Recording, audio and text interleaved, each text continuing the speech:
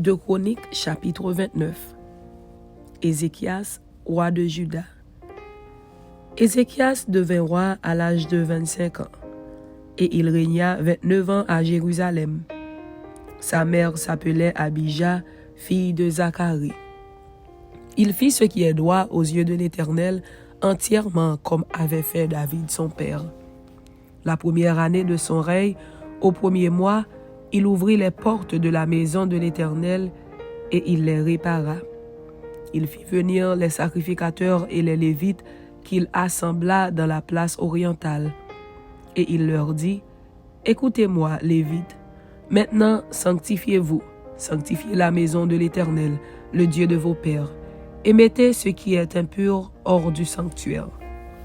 Car nos pères ont péché, ils ont fait ce qui est mal aux yeux de l'Éternel notre Dieu. Ils l'ont abandonné. Ils ont détourné leur regard du tabernacle de l'Éternel et lui ont tourné le dos. Ils ont même fermé les portes du portique et éteint les lampes. Et ils n'ont offert au Dieu d'Israël ni parfum, ni holocauste dans le sanctuaire. Aussi la colère de l'Éternel a été sur Juda et sur Jérusalem, et il les a livrés au trouble, à la désolation et à la moquerie, comme vous le voyez de vos yeux. Et voici, à cause de cela, nos pères sont tombés par l'épée, et nos fils, nos filles et nos femmes sont en captivité. J'ai donc l'intention de faire alliance avec l'Éternel, le Dieu d'Israël, pour que son ardente colère se détourne de nous. Maintenant, mes fils, cessez d'être négligents, car vous avez été choisis par l'Éternel pour vous tenir à son service devant lui, pour être ses serviteurs et pour lui offrir des parfums. » Et les Lévites se levèrent, Machat, fils d'Amazaï, Joël, fils d'Azaria, des fils des Kéatites et des fils des Mérarites, Kis, fils d'Abdi, Azaria, fils de Jéaléléel, et des Gershonites, Joach, fils de Zima, et d'un fils de Joach, et des fils d'Élisaphan, Shimri et Jéel, et des fils d'Azaph, Zacharie et Matania, et des fils d'Éman, Jéel et Shimei, et des fils de Jédutun, Shemaéja et Uziel.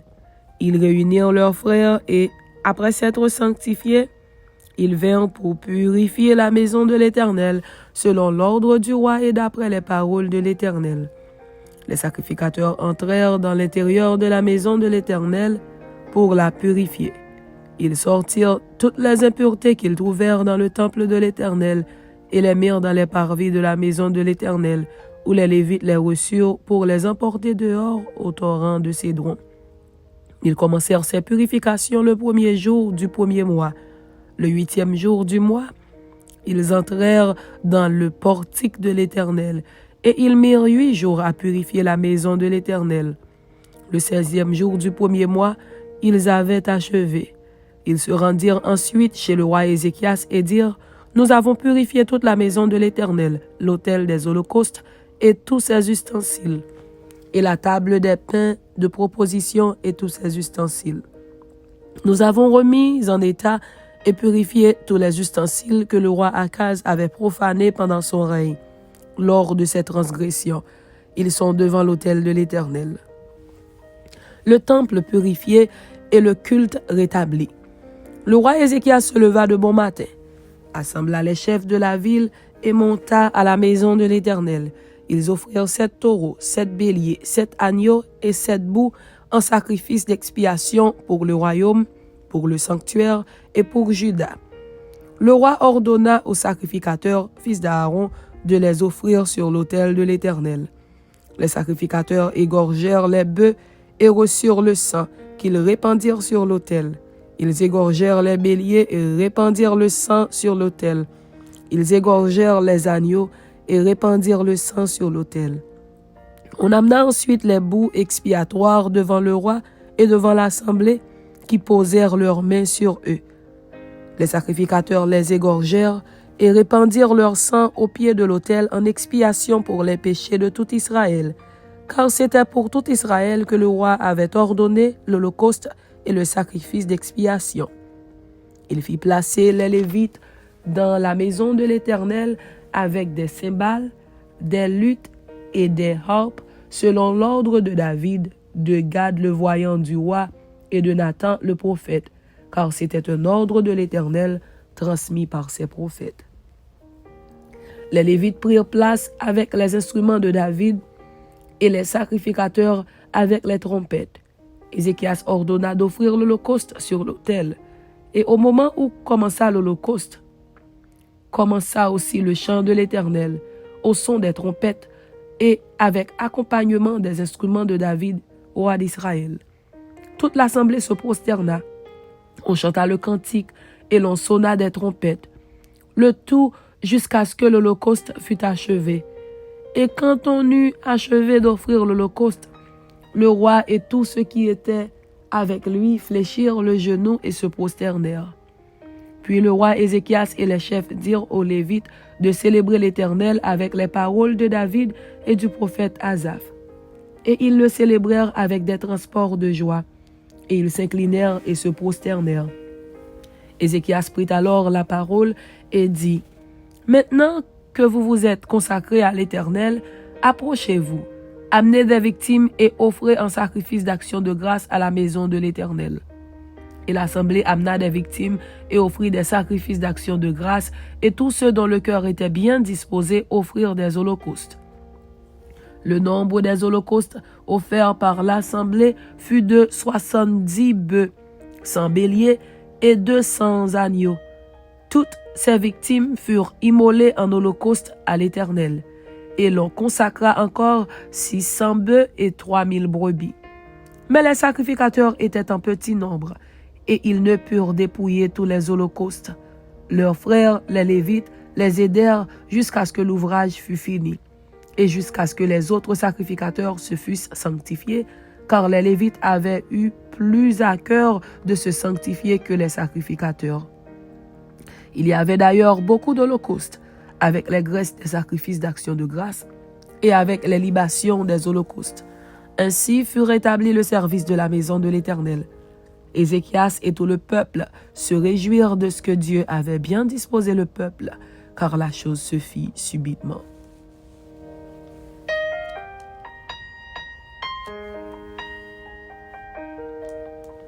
Deux Chroniques, chapitre 30. Célébration solennelle de la Pâque sous Ézéchias. Ézéchias envoya des messagers dans tout Israël et Juda, et il écrivit aussi des lettres à Éphraïm et à Manassé pour qu'ils vinssent à la maison de l'Éternel à Jérusalem célébrer la Pâque en l'honneur de l'Éternel, le Dieu d'Israël. Le roi, ses chefs et toute l'assemblée avaient tenu conseil à Jérusalem afin que la Pâque fût célébrée au second mois. Car on ne pouvait la faire en son temps, parce que les sacrificateurs ne s'étaient pas sanctifiés en assez grand nombre et que le peuple n'était pas rassemblé à Jérusalem. La chose ayant eu l'approbation du roi et de toute l'assemblée, ils décidèrent de faire une publication dans tout Israël depuis Beersheba jusqu'à Dan, pour que l'on vînt à Jérusalem célébrer la Pâque en l'honneur de l'Éternel, le Dieu d'Israël, car elle n'était plus célébrée par la multitude comme il est écrit. Les coureurs allèrent avec les lettres du roi et de ses chefs dans tout Israël et Juda, et, d'après l'ordre du roi, ils dirent, « Enfants d'Israël, revenez à l'Éternel, le Dieu d'Abraham, d'Isaac et d'Israël, afin qu'il revienne à vous. Reste échappés de la main des rois d'Assyrie. Ne soyez pas comme vos pères et comme vos frères qui ont péché contre l'Éternel, le Dieu de leur père, et qui l'a livré à la désolation comme vous le voyez. Ne raidissez donc pas votre cou comme vos pères. Donnez la main à l'Éternel. Venez à son sanctuaire qu'il a sanctifié pour toujours et servez l'Éternel votre Dieu pour que sa colère ardente se détourne de vous. Si vous revenez à l'Éternel, vos frères et vos fils trouveront miséricorde auprès de ceux qui les ont emmenés captifs, et ils reviendront dans ce pays.